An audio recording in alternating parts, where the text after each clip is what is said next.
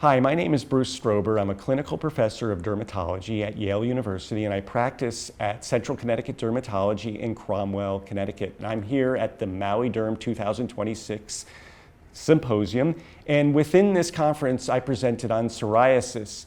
And I want to talk about a concept that's been percolating up for the past 5 years to now full-blown acceptance, namely patients with lower BSA on their body, say less than 10%. They would never get into a clinical trial. Nevertheless, are candidates for systemic therapy, namely if they've failed topical therapies or they have high impact sites affected on their body, namely scalp, nails, genitals, inverse, even facial psoriasis.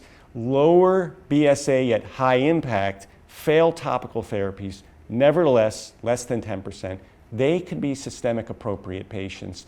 This has gained traction, particularly because the pharmaceutical companies are now studying these patients specifically in their clinical trials, where they'll take just hand and foot disease and give them a biologic, or simply scalp disease, or give them an oral therapeutic.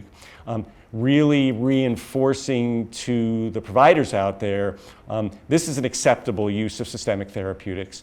And if you don't take this on, you're undertreating, because patients with 5% BSA who fail topicals shouldn't be recycled over and over, churned through topical therapy.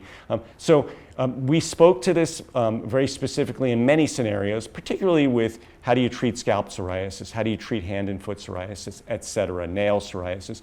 And in every instance, we're invoking biologics or oral modern therapeutics that simply remove the burden of topicals and bring on the success that these modern drugs take on, and further, and most importantly, without a cost regarding safety. And that's the key point. We can do this because safety isn't the price you pay anymore for using systemic therapeutics.